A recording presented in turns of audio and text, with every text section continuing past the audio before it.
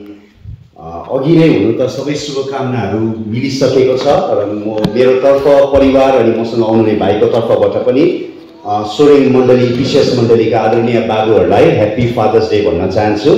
Fathers डेको शुभकामना हजुरहरूलाई। यो समयहरू अन्तिम सेवाको चरणमा पुग्दै गरेको समय हुने हो नर्मल चाहिँ, त्यसैले गर्दा तपाईँ र मलाई त जानकारी छ अब वचन हो भनेर, तर तपाईँ र मेरो शरीरलाई चाहिँ, किनभने यो यस्तै प्रकारले अब के भइसकेको छ, प्याटर्नमा आइसकेको छ। तपाईँहरू कतिजना यहाँ हुनुहुन्छ होला, बिहान छिट्टो उठ्नुहुन्छ होला 5 बजी या 4 बजी, तपाईँलाई जबरजस्ती सुतायो सुत्नु सक्नुहुन्न कि तपाईँको शरीर त्यस्तो प्रकारले बनिसकेको छ कि त्यो टाइममा अलार्म पनि नलागिकन सट्टै आँखाले तपाईँको बडीले नै अलार्म बजाइदिइहाल्छ उठे टाइम भयो भनेर। हुनसक्छ आज पनि यहाँ 1 साढे 1 को बिचमा निक्लिनेमा बडी हाम्रो शरीर त्यसरी नै अहिलेसम्मको प्याटर्नमा पसेको कारणले गर्दा हाम्रो होसलाई त हाम्रो माइन्डलाई त छ अझै अब वचन भर्खर सुरु हुँदैछ भने पनि शरीरले चाहिँ अब त सक्यो होइन भन्दै होला, तर हामी बिस्तारै भए पनि हाम्रो शरीरलाई सम्झाउँदै गर्छौँ भर्खर सुरु भएको है वचन भनेर चाहिँ, ताकि हामी अघि उहाँले हजुरहरूले प्रार्थनामा अनि साथै सञ्चालकज्यूले भन्नुभयो चाहिँ हामी वचनको सेवाकाईमा विशेष वचनलाई आदर गर्दै हामी ध्यानसँग प्रभुले आज तपाईँ र मसँग बोल्नु लागिरहनु भएको कुरामा संवेदनशील बन्न सकौँ। आजको वचनको विषय हजुरहरूको बिचमा मैले प्रचारमा लागिरहेको वचनको विषय चाहिँ छ प्रतिक्रिया दिनु नै पर्छ। अनि तपाईँलाई यदि असुविधा हुँदैन भने मसँग एकपल्ट भनिदिनुहुन्छ, आजको वचनको विषय हो प्रतिक्रिया दिनु नै पर्छ भन्नुहोस् त। फेरि एकपल्ट आमा दिदी बहिनीहरू हजुरहरूलाई एकदमै बडो आदरसँग तपाईँहरूलाई भन्दैछु, बाबुहरूपट्टि फर्केर भनिदिनुहोस् त प्रतिक्रिया दिनु नै पर्छ भनिदिनुहोस् त। बाबुहरूले पनि भनिदिनुहोस् न आजको वचनको विषय प्रतिक्रिया दिनु नै पर्छ भनिदिनुहोस् त। गुड फ्राइडेमा हजुरहरूसँग मैले रोमी 12को 1बाट पहिलो भागलाई प्रचार गरेको थिएँ, तपाईँहरू कतिलाई सम्झनामा आउँछ भने, अनि आज त्यही माथि नै अर्को स्लेप थपिरहेको छु। प्रभुले गर्नुभएको कुराको रेस्पोन्ड चाहिँ हामीले गर्नै पर्छ, प्रतिक्रिया चाहिँ दिनु नै पर्छ भन्ने आइडियामा चाहिँ आजको वचन हामी सुन्न लागिरहेको छौँ। आउनुहोस् हामी यस समय हाम्रो हृदयलाई तयार गरौँ, प्रभुलाई भनौँ प्रभु बडो ध्यानसँग सुन्ने अनुग्रह दिनुहोस् ताकि आजको वचनले मेरो जीवनमा फल फलाएको होस् भनेर हामी प्रार्थना गरौँ। परमेश्वर पिता, म तपाईँलाई मेरो व्यक्तिगत तर्फबाट धन्यवाद भन्छु। यहाँ स्थानीय मण्डली इपिसिएस सोरेङ, यहाँका आदरणीय गुरुजन, विशेष आज यो फादर्स डेमा बाबुहरूबाट अनि यहाँ मण्डलीबाट मिलेको सम्मानको लागि, उहाँहरूको थटफुलनेसको लागि, अनि उहाँहरूले यसरी प्रभु म उमेरमा भनौँ, अनुभवमा भनौँ, अनि तपाईँसँगको हिँडाइमा यहाँ धेरै बाबुहरू जतिको परिपक्व पनि छुइनँ, तर उहाँले सम्झिनु भयो मलाई, हजुरको अनुग्रह र कृपा भयो म माथि, र यसैले गर्दा नै म आज यहाँबाट यहाँ स्थानीय मण्डलीको पवित्र पुलपिटमा यो सम्मानित जग्गाबाट उभिएर तपाईँको वचन प्रचार गर्ने सुअवसर मैले पाउन सकेँ। यो मेरो लागि ठुलो प्रिभिलेज हो, सम्मान हो, अनि यो हजुरबाट आएको हो भनेर स्वीकार गर्दै म तपाईँलाई धन्यवाद भन्न चाहन्छु। तर जसै अब हामी यो वचनको सेवाकामा पस्दैछौँ, प्रभु म विश्वासयोग्य हुन चाहन्छु तपाईँको वचनप्रति। अनि प्रभु मैले धेरै मेहनत त गरेको छु, तर म मानिलिन्छु मैले गरेको मेहनत, मैले गरेको प्रिपरेसन काफी छैन। आज यहाँ त्रिषित आत्माहरूलाई, त्रिषित तपाईँको रगतले किनिएका तपाईँको प्रिय मण्डलीलाई आशिषित र तृप्त तपाईँ पवित्र आत्माले मात्र पार्न सक्नुहुन्छ। यो वचन तपाईँकै प्रेरणामा लेखिएको, अनि यो वचनलाई उल्था गर्न पनि पवित्र आत्मा तपाईँकै प्रेरणा चाहिन्छ। अनि यी वचनलाई चाहिँ केवल जानकारीको रूपमा मात्रै बाँडी नपठाउँ भन्ने प्रभु मेरो ठुलो कन्सर्न छ। यसरी म तपाईँको अघि आएर भन्छु, प्रभु तपाईँको अभिषेक मलाई दिनुहोस् ताकि यो वचन मैले प्रचार गर्दै गर्दा सुन्ने तपाईँको लोकहरूमा चाहिँ एउटा इन्फर्मेसनको लेभलमा मात्र नपुगेको होस्, तर यो बोल्दै गर्दाखेरि, मैले यो वचन बोल्दै गर्दा चाहिँ पवित्र आत्मा उहाँको हृदयलाई चाहिँ तपाईँले नै छुनुहोस्। उहाँको व्यक्तिगत जीवन, यहाँ उपस्थित मण्डलीका एक एक सदस्यको व्यक्तिगत जीवनलाई जान्नुहुने, चिन्नुहुने प्रभु तपाईँ नै बोल्नुहोस् उहाँहरूसँग, ताकि यहाँबाट उहाँहरू फर्केर जाँदा चाहिँ आज के कुरा मैले धेरै कुरो बटुले जानकारीको थुप्रो मात्र लिएर नगएको होस्, तर यो वचन सुन्नु हुँदै गर्दा, यी वचन सुन्दै गर्दा आएको प्रकाशलाई पनि लिएर जान सकुन्। जो चाहिँ तपाईँ व्यक्तिगत रूपमा उहाँहरूसँग इन्डिभिजुअल लेभलमा बोल्न चाहनुहुन्छ। अनि म प्रार्थना गर्छु हाम्रो सधैँको हाम्रो भन्दा अलिकति बेसी समय भएको छ होला, तर प्रभु म तपाईँलाई बिन्ती गर्छु यहाँ तपाईँको प्रिय छोराछोरीलाई पनि त्यो वचनलाई सुन्दै गर्दा कम्प्लिसेन्सीबाट बचाउनुहोस्। सधैँ आइतबार सुनिरहने वचन, बिहिबार सुनिरहने कटेज फेलोसिप, विभिन्न घरेलु सङ्गति, विभिन्नमा सुनिरहने वचन जस्तै गरेर यो नर्मल भएको कारणले, फेमिलियर भएको कारणले फेमिलियरिटीबाट आउने जुन नकारात्मक प्रभाव छ त्योबाट बचाउनुहोस्। तर आजको वचन फ्रेस तपाईँको मनलाई लिनलाई हाम्रो हृदयलाई तृषित बनाइदिनुहोस्, सिक्ने हृदय हामीलाई दिनुहोस् र आज सुन्दै गर्दा यी वचन चाहिँ हाम्रो लागि दिमागमा मात्र अड्केर नबसेको होस्, तर हाम्रो हृदय अनि हाम्रो हात खुट्टामा लागु हुन सकोस् तपाईँको महिमाको लागि, येशू मसीहको नाममा आमेन। आजको वचनको विषय के छ फेरि एकपल्ट भनिदिनुहोस् त, म हजुरहरूलाई सोधिरहेको छु। वचनको विषय दिनु नै पर्छ, रेस्पोन्ड गर्नु नै पर्छ। हजुरहरूको पनि यहाँ गाउँघरमा त्यस्तो हुन्छ होला। हाम्रो यो पहाडी भेगमा हामी मोर इन्डियन कल्चरै भनौँ न, हामी गाउँ समाजसँग मिलेर बस्ने हो होइन। यद्यपि हामी विभिन्न धर्मावलम्बीहरूबाट भए तापनि हामी गाउँ समाजमा मिलेर बस्छौँ। अनि हजुरहरूको यहाँ पनि त्यस्तो हुन्छ होला। अनि हाम्रो उता पनि कोही बेला उहाँहरूको चाडबाडमा उहाँहरूले केही कुराहरू माया गरेर सम्झेर ल्याइदिनुहुन्छ, सेलरोटी कोही बेला केहरू ल्याइदिनुहुन्छ, हाम्रोमा पनि ल्याइदिनुहुन्छ। अनि मजाले खान्छौँ। खाइसकेपछि डिसेम्बर आउँछ, फेरि क्रिसमस आउँछ। अब म बाबु भएकोले त्यो कुराहरूप्रति त्यति म संवेदनशील छुइनँ, सायद तपाईँ बाबुहरू कति हुनुहुन्छ होला। अनि बिर्सी पठाउँछ अब त्यो कुराहरू, क्रिसमसमा चाहिँ हाम्रो पनि पालो भन्ने कुरा। अनि कोही बेला मलाई त त्यति मतलब पनि हुँदैन, तर मेरो श्रीमतीले मलाई भन्छ, औ प्रजय याद छ अस्ति कहाँबाट के दिएको थियो, दिनुपर्छ है भन्दाखेरि हो हुन्छ। अनि म मेरो वाइफलाई भन्छु नदिँदा हुन्छ ल, होस् नदिनु भनेर भन्दाखेरि मेरो वाइफले भन्छ कहाँ हो दिनुपर्छ नि भनेर भन्छ। अनि म उसलाई भन्छु होइन नदिनु अन्त योपालि हामीले दिएन भने सायद उहाँहरूले अर्को पालि दिँदैन होला, राम्रै हुन्छ त अन्त ठिकै छ त भन्दाखेरि मेरो वाइफले मलाई भन्छ यदि तिमी दिँदैनौ भने अस्ति नै नथाप्नु पर्थ्यो नि, अब थापेर तिमीले खाइसकेपछि त अब दिनु नै पर्छ भनेर उसले भन्छ। सबैले दिनु नै पर्छ भन्नुहोस् त, अब तिमीले थापेर खाइहाल्यो अब त दिनु नै पर्यो नि भनेर उसले मलाई सम्झना गराउँछ। जसरी मेरो श्रीमतीले मलाई सम्झना गराउँछ कि तिमीले गाउँ समाज वरिपरि परिवारले दिएका मायासँग दिएका कुरालाई लिएपछि अब तिमीले चाहिँ फिर्ता गर्नु, तिमीले प्रतिक्रिया दिनु, तिमीले उहाँले गरेको जस्तै त्यसरी नै सत्कार गर्नु चाहिँ मस्ट हो, पर्छै पर्छ भनेर भन्दैछ। पावलले रोमी 12:1 पनि त्यसो नै भन्दैछ। हामीले गुड फ्राइडेमा सुन्यौँ रोमी 1देखि 11सम्म थियोलोजी छ, डक्ट्रिन छ। अनि त्यो चाहिँ के हो भन्दा प्रभु यीशुले या परमेश्वरले तपाईँ र मेरो लागि के गर्नुभयो भन्ने कुरो यति बृहत रूपमा पावलले बुझाएको छ। अनि रोमी 11को अन्तिम पदहरूमा डोक्सोलोजी छ। पावलले त्यो कुरालाई सम्झिँदै गर्दा अनि पत्रमा लेख्दै गर्दा पावलको हृदय यति साह्रो कृतज्ञताले भरेर पावलले परमेश्वरको प्रशंसा गरेको छ। तर क्रिस्चियन जीवन चाहिँ थियोलोजी डक्ट्रिनलाई बुझ्यो अनि परमेश्वरको चर्चभित्र आएर परमेश्वरको प्रशंसा गर्यो मात्र होइन रहेछ। क्रिस्चियन जीवनमा अझै तेस्रो स्तर पनि छ, तेस्रो पडाउ पनि छ। अनि त्यो पडाउ चाहिँ हो ड्युटी। सबैले ड्युटी भन्नुहोस् त, जिम्मेवारी पनि छ। या अर्को भाषामा भन्यो भने थियोलोजी त छैछ, डक्सोलोजी त छैछ, प्र्याक्टिकलिटी पनि छ, व्यवहारिकमा जिउनु पर्ने कुरा पनि छ भनेर पावलले भन्दैछ। सो पावलले पनि मेरो श्रीमतीले मलाई सम्झाएको जस्तै पावलले पनि रोमीको मण्डलीलाई अनि आज यो फादर्स डेमा पवित्र आत्माद्वारा तपाईँ र मलाई भन्नुहुँदैछ प्रभुले तपाईँ र मेरो लागि यत्रो गरेपछि चर्चभित्र आएर हालेलुया त भन्ने हो, चर्चभित्र आएर स्तुति आराधना त गर्ने हो, तर त्यति मात्र होइन, प्र्याक्टिकलिटी ड्युटी पनि छ। प्रभुले तपाईँ र मेरो लागि गर्नुभएको रेस्पोन्डमा हामीले पनि गर्नु नै पर्छ। सबैले भन्नुहोस् त, हामीले पनि गर्नै पर्छ भन्नुहोस् त।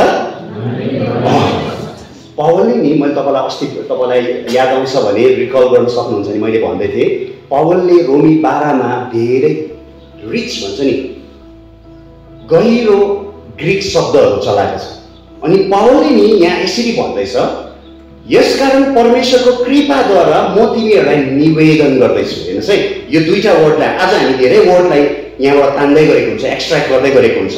पावलले भन्दैछ म तिमीहरूलाई परमेश्वरको कृपाद्वारा, यो अलिकति रङ ट्रान्सलेट भएको छ भन्छु म, कृपा होइन खासमा, कृपाहरू हो खासमा चाहिँ। इङ्ग्लिसमा चाहिँ मर्सिज भनेको छ, अनि यो चाहिँ ग्रिकमा पनि कृपालाई मात्रै चाहिँ एथियोस भनेर एलियोस भनेर भन्छ, कृपा मात्रै हो, त्यो चाहिँ सिङ्गुलर हो। तर यहाँ ग्रिक शब्द चलाएको चाहिँ के हो भन्दाखेरि ओइक्तिर्मोई भनेर चलाएको। ओइक्तिर्मोई भनेको चाहिँ कृपाहरू भनेको प्लुरल चलाएको। अनि पावलले भन्दैछ परमेश्वरले गर्नुभएको यति बेसी कृपाहरू के हो त्यो कृपा भन्दा, पावलले रोमी 3 अध्यायमा 3 देखि 5 मा विश्वासद्वारा हामी धर्मी ठर्यौं, पापी न पापी मान्छे, मैला न मैला लुगा लगाएको मान्छे यीशुलाई विश्वास गर्दा सेतो लुगा पायौं, हामी धर्मी ठर्यौं, पहिलो कृपा। पावलले अझै 5 अध्यायमा भन्छ प्रभु यीशु ख्रीष्टद्वारा हामी परमेश्वरको शत्रु थियौं पहिला त, तर यीशु ख्रीष्टद्वारा हामी परमेश्वरसँग मिलापमा आयौं, परमेश्वरको मित्र भयौं, परमेश्वरको सन्तान भयौं, दोस्रो कृपा। अनि पावलले अझै 6 अध्यायमा भन्छ यीशु ख्रीष्टद्वारा हामी सबैले पापबाट स्वतन्त्रता पायौं, तेस्रो कृपा। यस्तो धेरै कृपा छ। ख्रीष्ट यीशुमा भएकोलाई दण्डको आज्ञा छैन, हामी परमेश्वरको सन्तान भयौं, पवित्र आत्मा हामीमा आएर बास गर्नुहुन्छ, अनि अब हाम्रो जीवनमा जे पनि हुन्छ प्रभुले हाम्रो भलाइको लागि नै चलाउनुहुन्छ। यति धेरै कृपा, लिस्ट लामो छ। अनि पावलले भन्दैछ यो सबै कृपाहरूलाई, सबैले कृपाहरू भन्नुहोस् त, ग्रिकमा ओइक्तिर्मोई भनेको चाहिँ प्लुरल हो, मर्सीलाई सिङ्गुलरमा एलियोस भन्छ, तर ग्रिकमा ओइक्तिर्मोई भनेको चाहिँ एउटा कृपा होइन, यति बेसी कृपाहरू पाइसकेपछि चाहिँ पावलले भन्दैछ म तिमीहरूलाई निवेदन गर्दैछु, इङ्ग्लिसमा अर्ज भन्छ। तर यो निवेदन चाहिँ यस्तो निवेदन होइन, गरिदिन्छौ तिमी प्लिज तिमी गरिदिन्छौ भन्ने निवेदन होइन। युथ लिडरले या कसैले चर्च सफा गरिदिन्छौ प्लिज गरिदिउँ न ल भनेको यो त्यस्तो निवेदन होइन। यहाँ चलाएको शब्द प्याराकेलियो भन्छ। प्याराकेलियो भनेको चाहिँ स्ट्रङ हार्टफुल रिक्वेस्ट हो, प्लिज गरिदेऊ है, यो त तिमीले गर्नै पर्छ है, यति चाहिँ भनेको रिक्वेस्ट पनि छ, बिन्ती त छ, कमान्ड छैन, बिन्ती नै छ। तर यस्तो बिन्ती, जुन बिन्ती चाहिँ यस्तो प्रकारले आउँदैछ कि नगरि नसक्ने। अब मैले बुझाउन सक्दैछु हजुरहरूलाई। सो पावलले भन्दैछ रोमी 1:1 देखि 11 मा मैले तिमीलाई जति कृपाहरूको लिस्ट बताए, प्रभु यीशुद्वारा के गर्नुभयो परमेश्वरले, यो कृपाहरूलाई थाहा गरिसकेपछि, यो कृपाहरूलाई तिमीले सुनेपछि, बुझेपछि चाहिँ अब म तिमीलाई अर्ज गर्दैछु, म तिमीलाई प्याराकेलियो गर्दैछु, स्ट्रङ हार्टफुल रिक्वेस्ट। अनि पावलले यो भन्दै गर्दा, यो शब्द चलाउँदै गर्दा चाहिँ के भन्नु चाहँदैछ भन्दाखेरि प्रभु येशूले गर्नुभएको कुरालाई सुनेपछि, थाहा गरेपछि तपाईँ र मैले अब प्रभुको लागि गर्नुपर्ने कुरा चाहिँ अप्सनल होइन, गर्नु नै पर्छ। प्रतिक्रिया त दिनु नै पर्छ हामीले। अब यो प्रभुले त गर्दै तिम्रो लागि, तिमी चाहिँ के गर्छौ भने गर न, भ्याउँदैन भने ठिकै छ, होइन। प्याराकेलियो भनेको त्यो होइन, प्याराकेलियो चाहिँ गर्नु नै पर्छ। हरेक विश्वासीहरू, यहाँ त पवित्र आत्माले इफिसियस 16 मा हुनुहुने हरेक साना ठुला प्रत्येकलाई भन्नुहुन्छ यदि तिमीले परमेश्वरको कृपा चाहिँ बुझेको छौ भने नि परमेश्वरको कृपालाई प्रतिक्रिया त दिनु नै पर्छ, अप्सनल छैन। सित्तैमा पाइहालेछु मैले त उदार, अब त जस्तो पनि जिउँदा हुन्छ, होइन, प्रतिक्रिया दिनु नै पर्छ। अब त हामीले त उदार निमुक्ति काम गरेर पाएको होइन, उदार निमुक्ति यो त्यो गरेर पाएको होइन, त्यसो भन्दा अब अझै पनि हात बाँधेर बस्दा हुन्छ, होइन। पावलले भन्दैछ प्रतिक्रिया दिनु नै पर्छ। म प्याराकेलियो गर्दैछु। र अब आजको वचनमा चाहिँ पावलले रोमी 12:1-2 छुँदैनौँ आज हामी, किनभने 2 छुनु टाइम पनि पाइँदैन, तर 1बाट नै त्यसो भने प्रतिक्रिया चाहिँ कसरी दिनु त सिकाउँदैछ पावलले। आज हामी तपाईँ र मैले, हामी सोरेङ इफिसियसका आदरणीय बाबुहरू, आमाहरू, अनि जति पनि दाजुभाइ दिदीबहिनीहरू, युवा, जति पनि टिन्जहरू हुनुहुन्छ, तपाईँ र मलाई आज पवित्र आत्माले पावलको यो पत्रद्वारा चाहिँ ओके प्रभुले हामीलाई यत्रो कृपा गरेर मैले प्रतिक्रिया दिनुपर्छ भने मेरो प्रतिक्रिया चाहिँ कस्तो, प्रभुलाई मैले रेस्पोन्ड चाहिँ कसरी गर्नुपर्ने हो त भन्ने कुरा चाहिँ पावलले रोमी 12:1 मा त्यसको प्रिन्सिपल, सिद्धान्तहरू बुझाउँदैछ।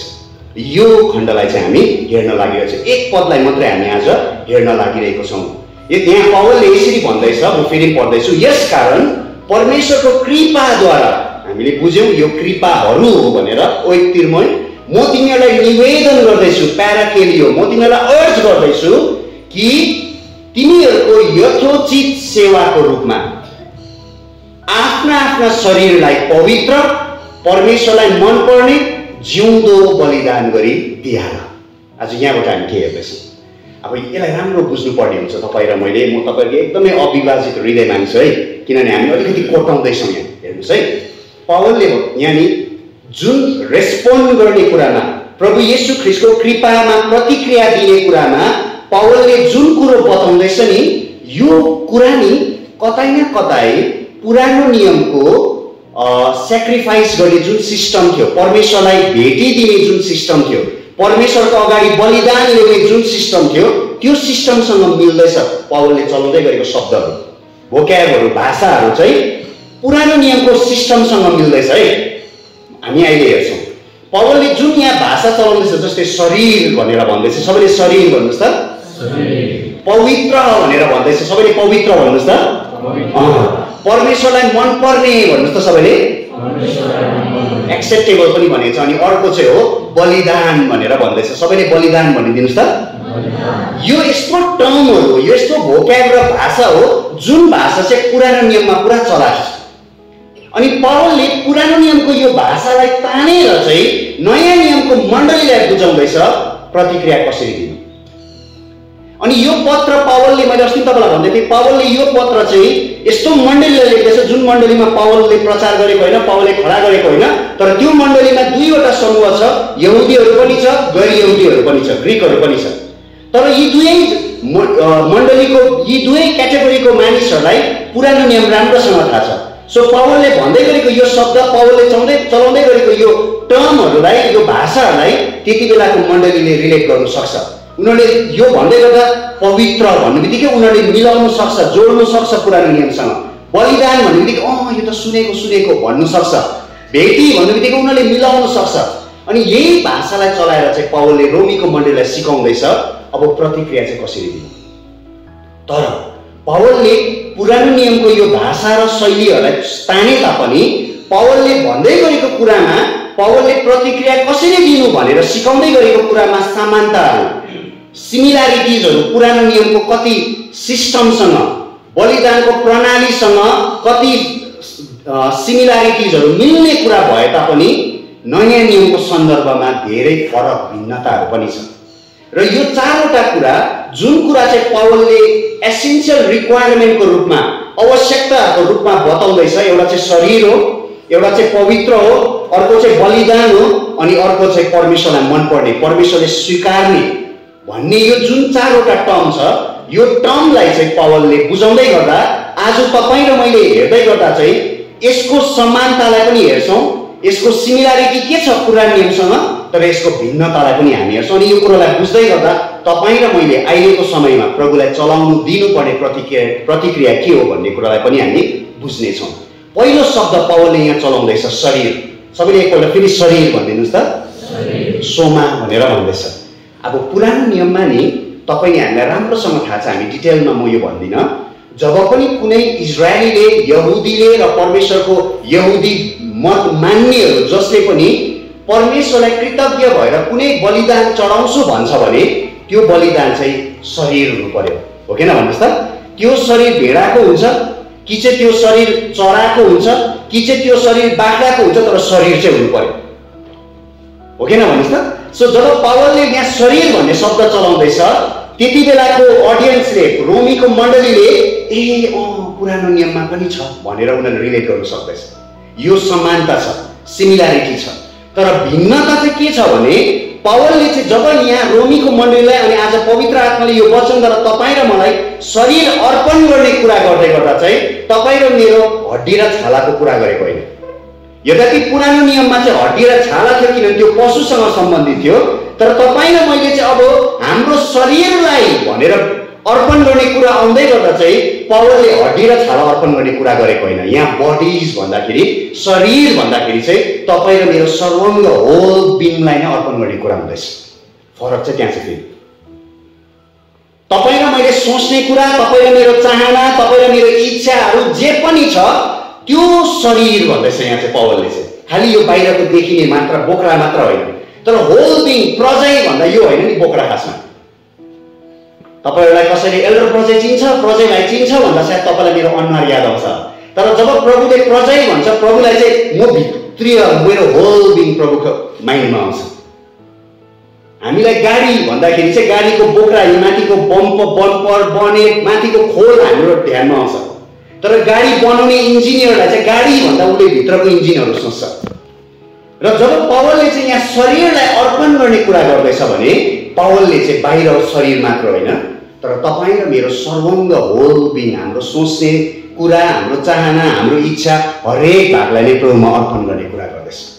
फर्स्ट थिङ तपाईँ र मेरो लागि आज पहिलो कुरा, क्रिस्चियन जीवन चाहिँ प्रभुको कृपालाई रेस्पोन्ड गरेर जिउने हो भने चाहिँ तपाईँ र मैले प्रभुलाई दिने चाहिँ तपाईँ र मेरो ट्यालेन्ट, तपाईँ र मेरो गिफ्ट, तपाईँ र मेरो पैसा, तपाईँ र मेरो दान वरदान मात्र होइन रहेछ।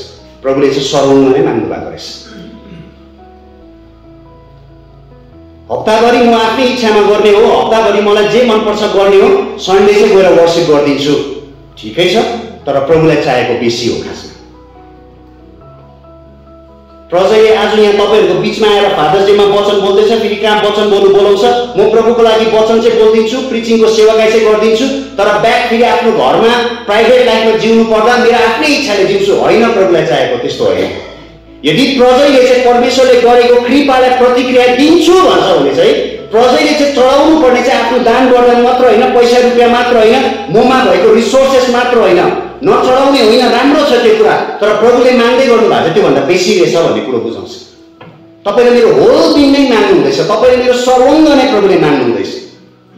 किनभने येशू ख्रीष्टले पनि तपाईँ र मेरो लागि अर्पण गर्नु भएको चाहिँ आफ्नो सर्वङ्गलाई नै हो।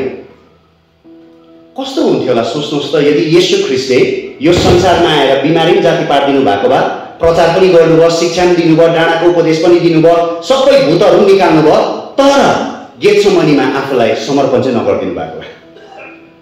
गरेको छु त पिता, तपाईँको लागि यत्रो कस्तो खटेर रातभरि सेवाकाई गरेको, प्रभु तपाईँकै लागि मैले बिमारी जाति पारेँ, प्रभु तपाईँको लागि यो गरेँ। अब कहाँ यति साह्रो त अति नै हुन्छ नि क्रुस त, यो चाहिँ नभन्नुहोस् न भनेको भए कस्तो हुन्थ्यो होला, आज तपाईँ र म हुने पनि थिएन। जुन प्रभुले तपाईँ र मेरो लागि सर्वङ्ग नै अर्पण गर्नुभयो, आफ्नो विचार एभ्रिथिङलाई नै, डिजायर, चाहना, थट एभ्रिथिङ नै अर्पण गर्नुभयो, तपाईँ र मैले पनि उहाँको कृपाको रेस्पोन्डमा चाहिँ पावलले भन्दैछ हाम्रो शरीर, हाम्रो सर्वङ्ग जीवनलाई नै अर्पण गर्नु पर्यो। यसरी नै रोमी 12 को सुरुवात पावलले जब प्र्याक्टिकलिटीको कुरा गर्छ नि, क्रिस्चियनले गर्नुपर्ने प्रतिक्रियाको कुरा गर्छ नि, उसले दान वरदानको कुरा गरेको छैन, जीवनको कुरा पहिला गर्दैछ। त्यहाँदेखि अलिक तल जानुभयो भने 6 पदहरूदेखि चाहिँ तपाईँले दान वरदानको कुरा पाउनुहुन्छ। त्यो व्यक्ति जसले चाहिँ आफ्नो जीवनै प्रभुलाई अर्पण गरेको छ उसले आफ्नो दान वरदान त अर्पण गर्छै गर्छ। त्यो व्यक्ति जसले आफ्नो जीवनै प्रभुलाई दिएको छ उसले पैसा रुपियाँ त दिन्छै दिन्छ। त्यो व्यक्ति जसले आफ्नो सबै कुरो नै प्रभुलाई दिएको छ, आफ्नो जीवन नै प्रभुलाई अर्पण गरेको छ, त्यो प्राइभेट लाइफमा पनि कसैले नदेखेको बेलामा पनि त्यो व्यक्तिले देखिने जग्गामा आफूमा भएको रिसोर्सेसहरूबाट प्रभुलाई आदर गर्छै गर्छ।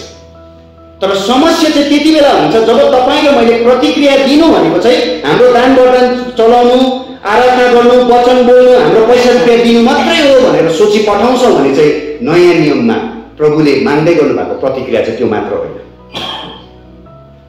तपाईँ र मेरो सर्वङ्ग जीवनै प्रभुले माग्नुहुँदैछ। पहिलो प्रतिक्रिया चाहिँ प्रभु पावलले भन्दैछ शरीर भनेर भन्दैछ। सबैले शरीर भन्नुहोस् त, शरीर। दोस्रो पावलले चलाउँदै गएको टर्म चाहिँ हो पवित्र।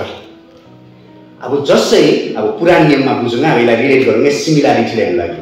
जब कुनै इजरायलीले, यहुदीले परमेश्वरलाई कुनै शरीर अर्पण गर्छु भनेर भेडा नै ल्याओस्, चाहे चरा नै ल्याओस्, ढुकुर नै ल्याओस्, चाहे बाख्रा नै बोकेर आओस्, तर याद गर्नुपर्छ हाम्रो परमेश्वर चाहिँ पवित्र हुनुहुन्छ। पुरानो नियमको कुरा गर्दैछु है।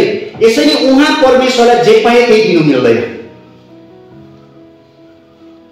यो अलिकति खल्छाइ रहेछ, यही लगिदिनु, अर्को राम्रो त चाहिन्छ भन्नु मिल्दैन। प्रभुले अलरेडी ल बनाइदिइसक्नु भएको थियो, तिमीले जे पनि लिएर आउँछौ मन्दिरमा मलाई दिनुको लागि, परमेश्वरलाई चढाउनु लागि, त्यो चाहिँ पर्फेक्ट हुनुपर्छ, पवित्र हुनुपर्छ। दाग हुँदैन त्यहाँ, खोट हुँदैन त्यहाँ, घाउ हुँदैन त्यहाँ, केही पनि हुँदैन। यसले परमेश्वरको पवित्रतालाई देखाउँदै थियो। तर याद गर्नुपर्ने मण्डली आज कुरा के हो भने आज पनि प्रभुले तपाईँ र मेरो भेटीलाई चाहिँ पवित्र नै माग्नुहुन्छ। तर यहाँ अलिकति एकछिन हामी बेसी नसोचौँ हाल्नु है, किन यहाँ इम्पोर्टेन्ट कुरा छ। अब जसै तपाईँ र मेरो जीवनलाई, शरीरलाई पवित्र गरेर प्रभुको अगाडि हामी ल्याउँदै गरेको जीवनलाई नै अर्पण गर्नुको लागि प्रभुको अगाडि ल्याउँदै गरेको हुन्छ, प्रभुले भन्नुहुन्छ पवित्र हुनुपर्छ भन्नुहुँदैछ। तर नयाँ नियममा आउँदाखेरि अब पवित्र कसरी हुने हो कुरा छ। पशुको घाउ भेटेन, खुट्टा भाँचेको छैन, दाग छैन, लो भेट्यो। तर तपाईँ र म कसरी पवित्र हुने? कि तपाईँ र म पवित्र हुन सक्ने नै थिएनौँ। अहिले पनि पवित्रमा आफ्नै कोसिसमा जिउनु सक्दैनौँ हामी। तर नयाँ नियममा आउँदा चाहिँ हिब्रूको लेखकले भन्छ येशू ख्रीष्टको बलिदानले तपाईँ र म पवित्र भएका छौँ भनेर। यो चाहिँ आमेन भन्ने कुरा छ। कि तपाईँ र म नि आफ्नै कोसिस र बलमा पवित्र हुन सक्ने नै होइन। तर तपाईँ र मलाई चाहिँ अब यो भेटी त म चढाउन चाहन्छु, ओके, मेरो जीवनै प्रभुलाई अर्पण त म गर्न चाहन्छु, प्रभुले त्यो मागेको रहेछ। तर ल्या हो, प्रभुलाई त पवित्र पनि चाहेको रहेछ। कसरी हुनु म पवित्र भन्दा चाहिँ हिब्रूले भन्छ येशू ख्रीष्टलाई विश्वास गर्दा उहाँको बलिदानले पवित्र भएको। सो तपाईँ र मैले मेरो दोस्रो चेकलिस्ट, मैले प्रभुलाई रेस्पोन्ड गर्ने कुरामा दोस्रो जुन पवित्र हुनुपर्ने कुरा छ, त्यो पवित्रता चाहिँ नयाँ नियममा आएर चाहिँ हामी कसरी हुँदो रहेछ भन्दा येशू ख्रीष्टको बलिदानद्वारा हुँदो रहेछ। येशू ख्रीष्टले क्रुसमा दिनुभएको बलिदान र उहाँको पुनरुत्थानलाई विश्वास गर्दा चाहिँ तपाईँ र म पवित्र भएको शरीरहरू हो। हामी चुक्छौँ अहिले पनि, हो हामी लड्छौँ अहिले पनि, काम बिगारी पठाउँछौँ, तर पनि येशू ख्रीष्टको सिद्ध बलिदानले तपाईँ र मलाई पवित्र बनाइसकेको छ। अब के म त्यो पवित्र भेटीको लागि तयार छु भन्दा यदि तपाईँले साँचो रूपमा येशू ख्रीष्टलाई विश्वास गर्नु भएको छ भने तपाईँ र म पवित्र भेटी पाएको छु। कसरी? केवल येशूलाई विश्वास गरेर। कुनै कुरोले पवित्र बनाउन सक्ने थिएन, तर हिब्रू 10:10 अनुसार येशू ख्रीष्टको बलिदानले तपाईँ र म पवित्र भएको छौँ। सो सेकेन्ड चेकलिस्ट पनि टिक भएको छ। अब थर्ड चेकलिस्टमा जाउँ। थर्डमा भन्दैछ, यहाँ इम्पोर्टेन्ट छ, शरीर पवित्र, अनि पवलले भन्दैछ बलिदान। सबैले बलिदान भन्नुहोस् त। जुनै पनि पुरानो नियममा जुनै पनि भेटी चाहिँ प्रभुलाई अर्पण गर्नुको लागि लिएर आउँथ्यो, त्यो चाहिँ शरीर हुनु पर्थ्यो, त्यो चाहिँ पवित्र हुनु पर्थ्यो। तर तेस्रो कुरा, त्यो भेटीलाई चाहिँ त्यहाँ लगेर एकछिन मन्दिरमा देखाएर घर लानु पाउँदैन थियो। यी ल्याए मैले भनेर यसो देखाएर पुजारीलाई देखाएर ब्याग घरमा राखेर खोरमा हाल्नु पाउँदैन थियो। त्यहाँ लगेर मार्नु पर्थ्यो। सबैले मार्नु भनिदिनुहोस् न। सेक्रिफाइस भन्नु बित्तिकै मार्नु हो खासमा। अब यो चुनौती छ तपाईँ र मलाई पनि। प्रभुले माग्दै गरेको कुरा भेटी चाहिँ हामी चढाउँदैछौँ भने चाहिँ पवलले भन्छ बलिदान भनेर भन्दैछ। तर पवलले चाहिँ नयाँ नियममा आएर फरक चाहिँ के ल्याउँदैछ भने जिउँदो बलिदान भनेर भन्दैछ। त्यहाँ चाहिँ फरक छ। कि पुरानो नियममा चाहिँ मरेको बलिदान हो, कुनै पनि पशुलाई ल्याउँथ्यो, पंक्षीलाई ल्याउँथ्यो, कुनै पनि प्राणीलाई ल्याउँथ्यो, मार्नु पर्थ्यो। तर नयाँ नियममा चाहिँ पवलले रोमी 12 चाहिँ भन्दैछ फरक चाहिँ यहाँ छ। अब चाहिँ तिमीहरूले दिनुपर्ने प्रतिक्रियामा चाहिँ बलिदान चाहिँ मरेको होइन, प्रभुको लागि मर भन्ने होइन, प्रभुलाई विश्वास गर्ने र अब सुसाइड गर्नुपर्ने होइन, तर जिउँदो बलिदान भनेर भन्दैछ। पुरानो नियमको बलिदान चाहिँ के हो? वान टाइम इभेन्ट, एकपल्ट आयो मन्दिरमा, पुजारीले चट्टै पारेर मर्यो। तर जिउँदो बलिदान चाहिँ के हो भन्दा हरेक दिन मर्नु भनेको। यो चाहिँ ओस्वाल्ड च्याम्बरले यसरी भनेको छ, बरु प्रभुको लागि एकपल्ट मर्नु अलिकति सजिलो थियो, दिनदिनै मर्नु साह्रो छ भनेर भनेको छ। एकपल्ट मर्नु पुरै सजिलो चाहिँ होइन है, त्यो परिस्थिति आउँदा पनि थाहा पाउँछ कति साह्रो हो भनेर। तर ओस्वाल्ड च्याम्बरले तुलनामा चाहिँ कम्पेरिटिभली चाहिँ भन्दैछ हरेक दिन प्रभुको लागि मर्नु भन्दा चाहिँ एक दिन मर्नु बरु अलिकति सजिलो थियो। तर पवलले चाहिँ अब नयाँ नियममा चाहिँ प्रभुको लागि एकपल्ट मर्ने होइन, प्रभुलाई विश्वास गरेर हाम्रो जीवन लो अब मरे भन्ने होइन, तर हरेक दिन मर्नु। के हो यो जीवन? तपाईँ र मैले दिनुपर्ने प्रतिक्रियामा शरीर, हाम्रो जीवन पनि रेडी छ, पवित्र पनि छ, कसरी यीशुलाई विश्वास गरेर। तर अब जिउँदो बलिदान भनेर भन्दैछ। रिक वरेनले यसरी भनेको छ, जिउँदो बलिदानको प्रब्लम चाहिँ के छ भने नि, जिउँदो बलिदान चाहिँ घरिघरि बेदीबाट झरेर तल आउँछ भनेको छ। क्रल गरेर तल आउँछ अरे। कन्फरेन्स हुँदा, सेवा हुँदा, प्रोग्राममा मजा लाग्दाखेरि जान्छ अरे माथि बेदीमा सुत्नु, म चाहिँ प्रभुको लागि भनेर। तर एक हप्ता बाद, 3 दिन 4 दिन बाद चाहिँ बेदीबाट घसिँदै तल आउँछ अरे। जिउँदो बलिदानको समस्या चाहिँ त्यो अरे। कसरी हो यो जिउँदो बलिदान? के हो त त्यसो भने भन्दा यीशु ख्रीष्टले भन्नुभएको एउटा कुरासँग हामी मिलाउन सक्छौँ, त्यो चाहिँ हो क्रुस बोकेको जीवन। प्रभुले भिडहरू उहाँको पछि लाग्दै गर्दा प्रभुले फर्केर भन्नुभयो, यदि कोही क्रुस बोकेर मेरो पछि लाग्दैन भने मेरो चेला हुन सक्दैन। क्रुसले मृत्यु बुझाउँछ, अनि त्यो मृत्यु हुन्छ हरेक दिन मार्नु, आफ्नो इच्छाहरूलाई मार्नु जुन इच्छा बाइबल विरुद्धमा छ, आफ्नो चाहनाहरूलाई मार्नु जुन चाहना परमेश्वरको इच्छाको विरुद्धमा छ, मार्नु। अब सोच्नुहोस् त कति साह्रो छ। अनि यो साह्रो तपाईँको लागि पनि पक्का होला या के हो थाहा छैन, मेरो लागि पनि साह्रो हो। यहाँबाट उभिएर प्रचार गर्नु सजिलो हो मेरो लागि, यो जिउँदो बलिदान जुन प्रभुले माग्नुहुँदैछ त्यो दिनुभन्दा। तर आजको वचनको विषय के हो भनिदिनुहोस् त फेरि एकपल्ट। दिनु नै पर्छ। प्रोजेक्ट साह्रो पर्छ तर प्रतिक्रिया दिनु नै पर्छ। आफ्नो इच्छालाई मार्ने, यसरी पावलले भन्छ तपाईँको खातिर हामी हरेक दिन मारिन्छौँ भनेर भनेको छ। भेडा जस्तै हामी हरेक दिन मारिन्छौँ। मण्डली प्रभु येशू ख्रीष्टलाई पछ्याउने जीवन, यो मैले मारिने जीवन भन्दै गर्दा दुःखयारी जीवन, के मायाको जीवन मात्र होइन, क्रिस्चियन जीवन कोइन जस्तै हो। 10 रुपैयाँको सिक्का जस्तो एकपट्टि हेड अनि टेल भएको जस्तै एकपट्टि प्रभुलाई पछ्याउँदाखेरिको आनन्द छ। तपाईले मेरो परिस्थिति भाटाभुङ्ग भएको बेलामा तपाईँ र म ढुक्क बस्न सक्ने जीवन हो प्रभुलाई पछ्याउँदाको जीवन। जब मेरो छोरीलाई प्रभुले उठाउनु भयो, साह्रो परेको बेलामा के गर्नु भएको बेलामा के ले मलाई सस्टेन गरेर राख्यो, के ले मलाई त्यति बेला प्रभुसँग बचाएर राख्यो, उहाँको आनन्द र उहाँको शान्तिले नै हो। जब मेरो आफ्नो भाइ एक्सिडेन्टमा परेर उसको कफिन बक्स अगाडि हुँदा मैले खिड्कीपट्टि हेरेर प्रभुलाई भने प्रभु म गर्दिनँ तपाईँको सेवाहरू, म गर्दिनँ, तपाईँले मेरो भाइलाई किन नबचाउनु भएको भनेर आँखाभरि आँसु पारेर विश्वासमा कमजोर भइरहेको बेलामा के ले मलाई सस्टेन गरेर आज यहाँ तपाईँको बिचमा उभिन लायो, उहाँको अनुग्रहले हो। क्रिस्चियन जीवनमा छ यो सबै कुरा। क्रिस्चियन जीवनमा रमाउनको लागि, खुसी हुनु लागि परिस्थिति ठिक हुनु पर्दैन, समाजलाई माफ गर्ने शान्ति उहाँबाट पाउँदछ। प्रभुलाई पछ्याउने जीवनमा चङ्गाई छ, प्रभुले निको पनि पार्नुहुन्छ, प्रोभिजन छ, प्रभुले जुटाउनुहुन्छ। यो सबै रियालिटी हो यीशुसँगको हाम्रो यात्रामा।